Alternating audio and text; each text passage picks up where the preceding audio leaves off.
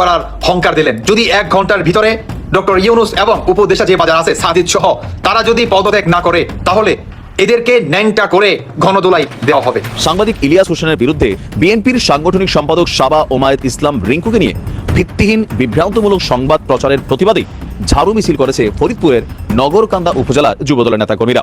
সেনাবাহিনী কিন্তু অনেক আওয়ামী লীগ নেতা, এমপি, মন্ত্রীদেরকে জায়গা দিয়েছে, হেফাজতে রেখেছে, কিন্তু তারা কি পারতো না শেখ হাসিনাকে হেফাজতে রাখতে?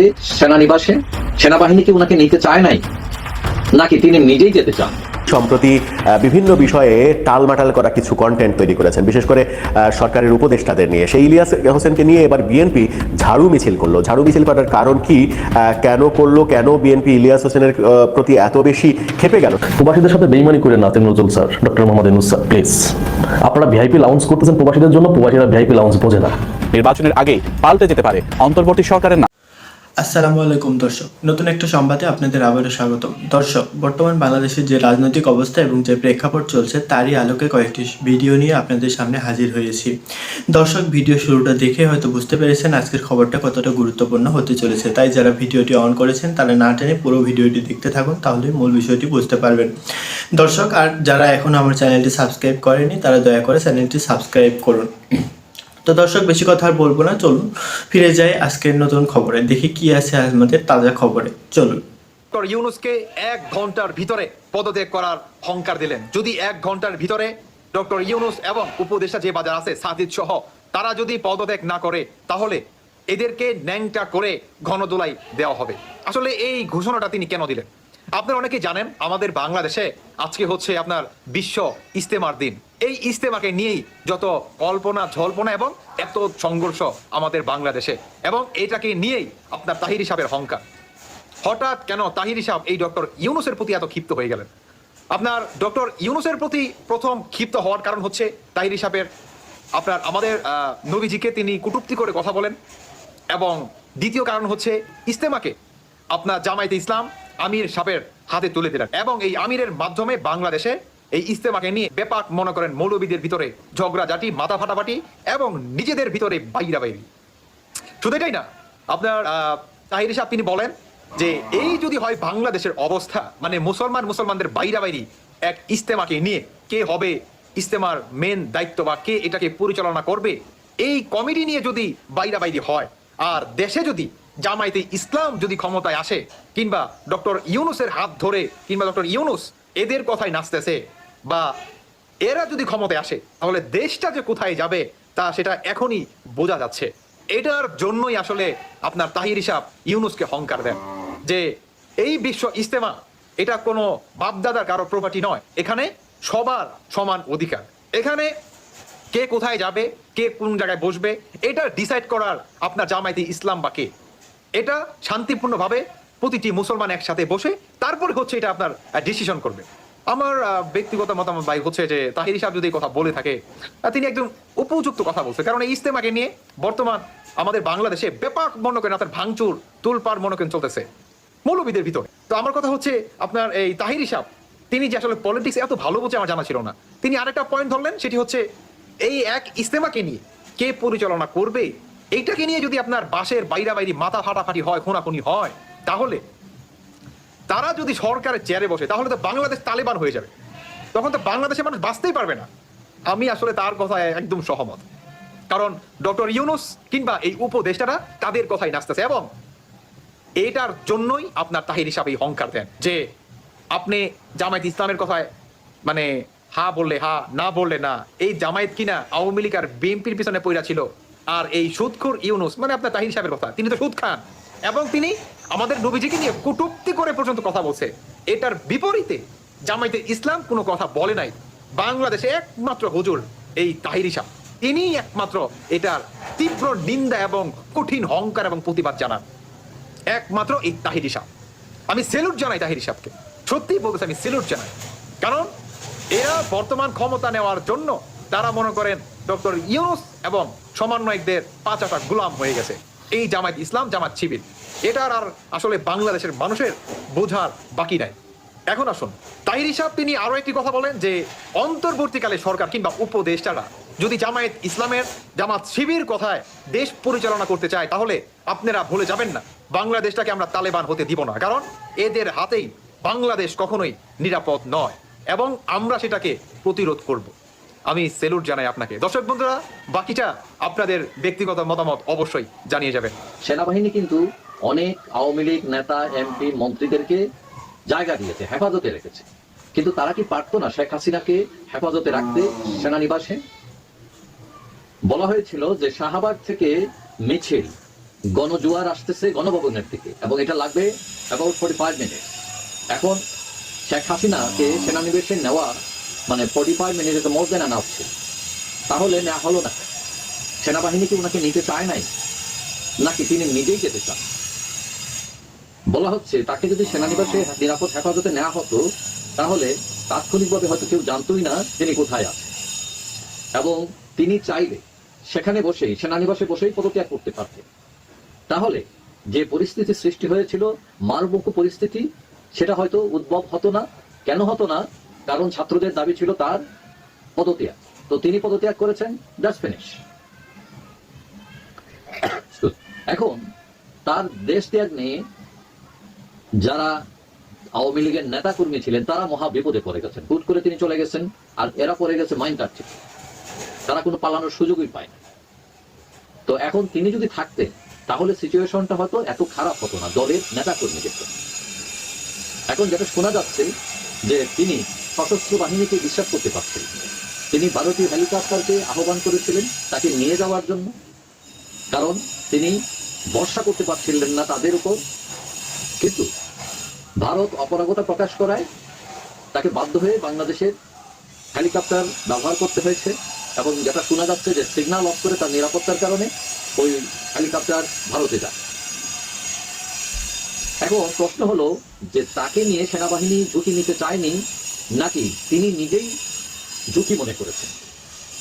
এখন যেটা প্রশ্ন সেটা হলো যে অনেককে সেনাবাহিনী জায়গা দিয়েছে, কিন্তু অনেক আর শেখ হাসিনার মধ্যে পার্থক্য আছে।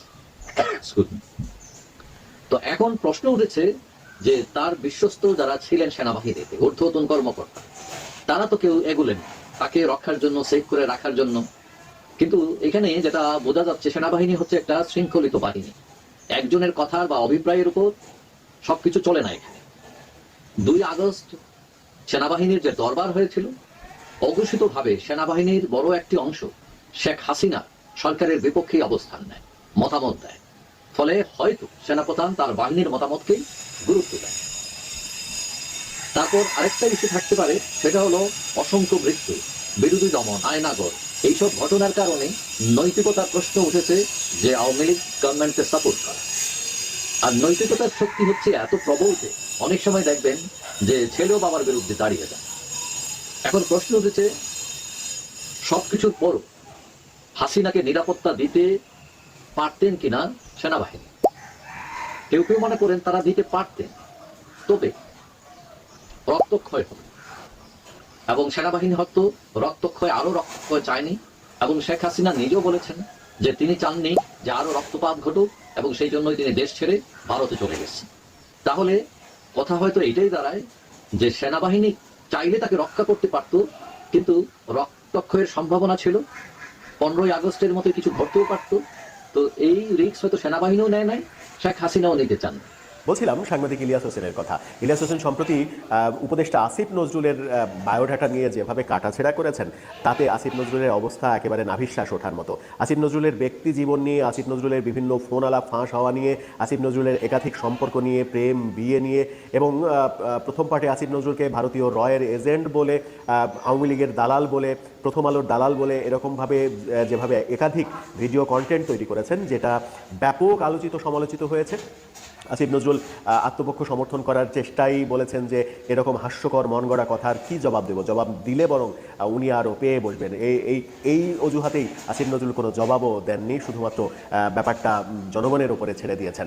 সেই ইলিয়াস হোসেন যখন ধারাবাহিকভাবে আসিফ নজরুল নিয়ে কথা বললেন, তখন সম্প্রতি কথা উঠেছে যে তিনি বিএনপি বিদ্বেষী নানা রকমের তত্ত্ব ছড়ান। ছড়াচ্ছেন, বিএনপি বিদ্বেষী তত্ত্ব ছড়াচ্ছেন এবং জামাতের পক্ষে অবস্থান নিয়ে বিভিন্ন রকমের কথাবার্তা বলছেন। বিএনপি পন্থী একজন কন্টেন্ট ক্রিয়েটার ইলিয়াস হোসেনকে দোষারোপ করে ইলিয়াস হোসেনকে জামাতি পাকি বলে বিভিন্ন রকমের ট্রল করে আবার কন্টেন্ট তৈরি করেছেন। অর্থাৎ কন্টেন্টের জগতে একজন আরেকজনের বিরুদ্ধে কন্টেন্ট তৈরি করার যেন প্রতিযোগিতা শুরু হয়েছে, যে প্রতিযোগিতা ইলিয়াস হোসেনকে কেন্দ্র করে তৈরি হয়েছে সম্প্রতি আরও বেশি। সেই রকম প্রেক্ষিতে এবার বিএনপি দেখা গেল ঝাড়ু মিছিল করতে। আওয়ামী লীগের দোষর কথিত সাংবাদিক অর্থের বিনিময়ে যিনি কাজ করেন, ইলিয়াস আলী, আপনার নামটা পরিচিত, তিনি অর্থের বিনিময়ে ওই যুক্তরাজ্যে বসে মিথ্যা প্রচারণা করেছে। ইলিয়াস হোসেনকে আওয়ামী লীগের দোসর বলা হলো এবং বলা হলো বিদেশে বসে থেকে টাকার বিনিময়ে বিভিন্ন কন্টেন্ট তৈরি করেন তিনি। বাংলাদেশে আসলে তাকে দেখে নেওয়া হবে, দালাল বলা হলো তাকে, ঝাড়ু মিছিলে তাকে ঝাড়ু পিঠা করার কথা বলা হলো। এই রকম বাস্তবতায় ইলিয়াস হোসেনকে আদতে কোন দলের কন্টেন্ট ক্রিয়েটার বলা যায় সেটাও একটা আলোচনার বিষয় হতে পারে, যদিও সেই আলোচনায় নিজেকে সামিল করতে চায় না। আপনাদের ওপরেই সেই আলোচনা ছেড়ে দিলাম। বিএনপি যখন ইলিয়াস হোসেনের বিরুদ্ধে ঝাড়ু মিছিল করছে এবং বিএনপি প্রকাশ্যে ইলিয়াস হোসেনের বিপক্ষে অবস্থান করছে এবং বিএনপি পন্থী কন্টেন্ট ক্রিয়েটাররা ইলিয়াস হোসেনকে আওয়ামী লীগের মানে জামাতের দালাল এবং পাকিস্তানের দালাল হিসেবে আখ্যা দিচ্ছেন। সম্প্রতি এক কন্টেন্ট ক্রিয়েটার ইলিয়াস হোসেনের পারিবারিক কথা বলেছেন, বউকে কিভাবে কি অবস্থায় ফেলে রেখে তিনি দেশের বাইরে চলে গেছেন, এরকম কথাবার্তা বিভিন্ন সমালোচনাও করছেন। সেরকম সমালোচনার মুখে ইলিয়াস হোসেনকে আপনি কোন চোখে দেখছেন বিএনপি যখন তার বিরুদ্ধে ঝাড়ু মিছিল করছে? ইলিয়াস হোসেন কি সত্যিই জামাতের দালাল? তিনি কি পাকিস্তানের দালাল? নাকি এই বিএনপি যে ঝাড়ু মিছিল থেকে বলল তিনি আওয়ামী লীগের দালাল, টাকা খেয়ে কাজ করছেন? কোনটা আসলে সত্য? আপনার মতামত জানিয়ে লিখতে পারেন। প্রবাসীদের সাথে বেইমানি করে নাতিম Nazrul sir, doctor Mohammad Yunus sir, please. আপনারা ভিআইপি লাউঞ্জ করতেছেন প্রবাসীদের জন্য, প্রবাসীরা ভিআইপি লাউঞ্জ বোঝে না, বুঝতে পারছেন? প্রবাসীরা ভিআইপি খাবার বোঝে না। আপনারা বলতেছেন প্রবাসীরা ভিআইপি, পদ্মার আড়ালে আবার প্রবাসীদের কামলা বলতেছেন। তো এই যে প্রবাসী যারা কামলা না, এরা ভিআইপি খাবার বোঝে না, ভিআইপি লাউঞ্জ বোঝে না, এরা কীভাবে ইমিগ্রেশন ক্রস করতে হয় এটা ঠিক মতো বোঝে না। আমি কথাগুলো বলতেছি খুব কষ্ট না। আপনি প্রবাসীদের জন্য ভিআইপি লাউঞ্জ করতেছেন এয়ারপোর্টে, আর একজন প্রবাসী তো এয়ারপোর্টে থাকে মাত্র 1 ঘন্টা। আপনি 1 ঘন্টা একজন প্রবাসী কী সুযোগ সুবিধা নেবে? যেখানে বছরের পর বছর, মাসের পর মাস থাকে, সেখানে সংশোধন করেন। যেই সব দেশে প্রবাসী বেশি, সেই সব দেশে যে এম্বাসি আছে বাংলাদেশে, ওইখানে সংশোধন করেন, ওইখানেই ঝামেলা। যদি একটা ভাই পাসপোর্টের জন্য যায়, সেখানে হয়রানি। মালয়েশিয়াতে একটা ঘটনা দেখেন আপনারা,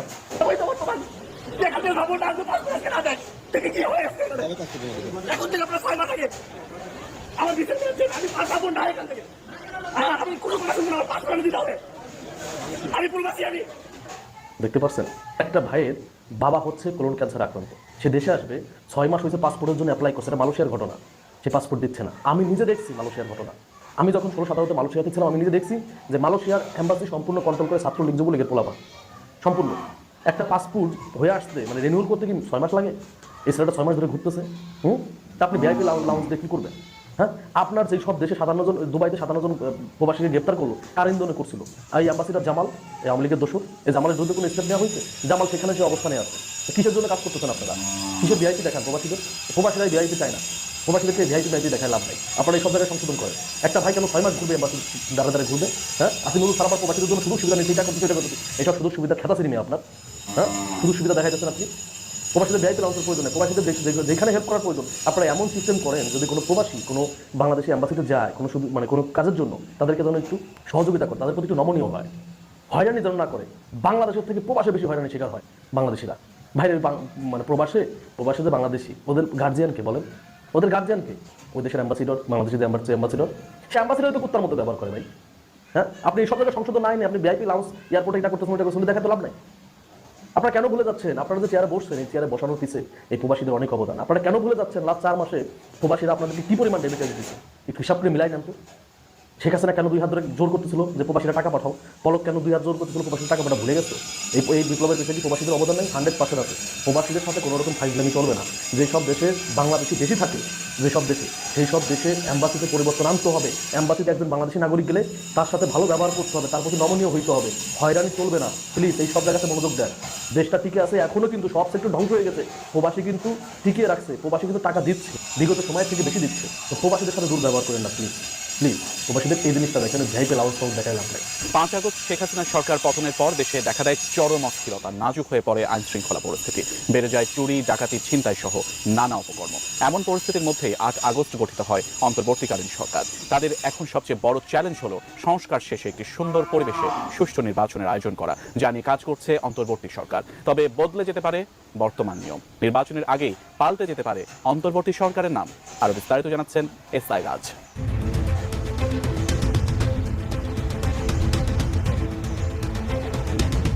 2025 সালের শেষে অথবা 2026 সালের প্রথমার্ধে অনুষ্ঠিত হবে জাতীয় নির্বাচন, এমনটি ঘোষণা দিয়েছেন প্রধান উপদেষ্টা ডক্টর মোহাম্মদ ইউনূস। তবে নির্বাচনের রোডম্যাপ না থাকায় সন্তুষ্ট নয় রাজনৈতিক দলগুলো।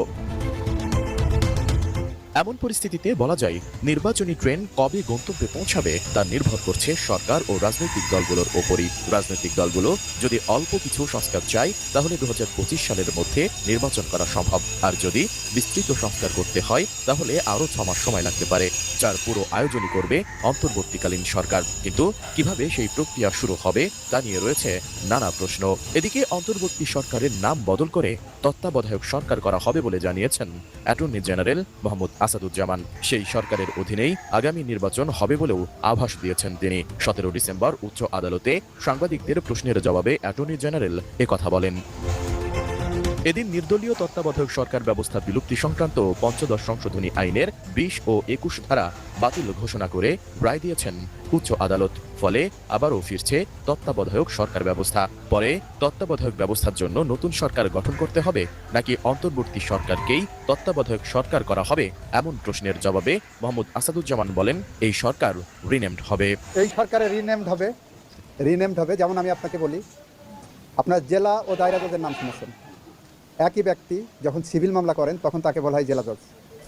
ওই একই ব্যক্তি যখন ক্রিমিনাল মামলা করেন তখন তাকে আর জেলা জজ ডাকা যায় না, দায়রা জজ। এই ব্যক্তিগুলোই যখন তত্ত্বাবধায়ক সরকার সিস্টেমে ব্যাক চলে যাবেন, ওনার তত্ত্বাবধায়ক সরকার প্রধান এবং এটা হবেন লেভেলটা চলবে। এটা সাংবিধানিক কোনো সাংঘর্ষিক কোনো জায়গা নেই, অ্যাম্বিগুইটির জায়গা নেই। অন্তর্বর্তী সরকারকে তত্ত্বাবধায়ক সরকার করার প্রক্রিয়া কেমন হবে জানতে চাইলে অ্যাটর্নি জেনারেল বলেন সেটা সুপ্রিম কোর্ট নির্ধারণ করবেন। এ সময় কার অধীনে নির্বাচন হবে এমন প্রশ্নে অ্যাটর্নি জেনারেল বলেন অবশ্যই তত্ত্বাবধায়ক সরকারের অধীনে নির্বাচন হবে। অন্তর্বর্তী সরকার সাংবিধানিকভাবেই বৈধ সরকার। এই সরকার যদি 13 অ্যামেন্ডমেন্টের রায়ের পরে আমরা দেখি, অবশ্যই তত্ত্বাবধায়ক সরকার আন্ডারে হবে।